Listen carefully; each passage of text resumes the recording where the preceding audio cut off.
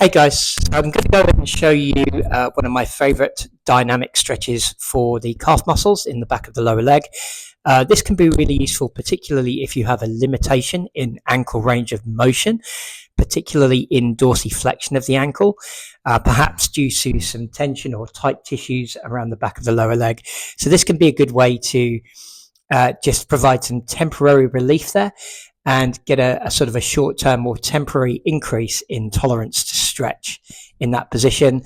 And then following on from that is you can actually load the ankle in that dorsiflex position to actually then try and establish strength in that position to make it easier to then retain that newly acquired range of motion. So let's get to the stretch. So you can use any solid wall surface. I'm just using my dining room wall here. I'm going to use my right leg for demonstration purposes. Excuse me. So what I'm going to do here very simply is I'm just going to bring my leg forward, heel on the ground, and I'm going to lift the ball and toes of my foot up as high as I can and just kind of press them into the wall. Now I'm going to start by leaning away, so there's barely any tension in the back of my lower leg at the moment. My knee is straightened.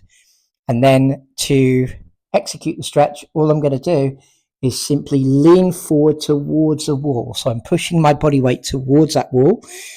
And the intention is to go as far as I can. So get as close to the wall as I can until I feel a deep, mildly uncomfortable stretch down the back of my lower leg and a little bit of a pinch in the front of the ankle.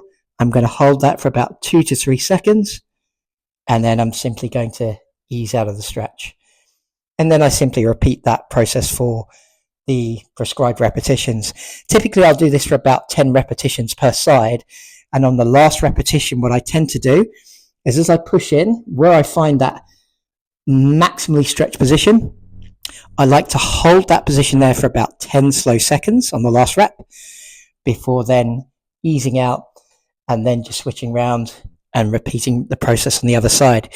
Now, the other thing you can do as well is as you push into the stretch, you can play around with rotating your body kind of in towards the stretch or in towards your midline or away from that leg to see where you find you get the best line of stretch. So for me, I find if I sort of turn anti-clockwise away from that forward leg, I find I get a big deep stretch down the sort of outside of my lower leg, the outer calves, and that's where I find I get the best line of stretch. So you could certainly try that out.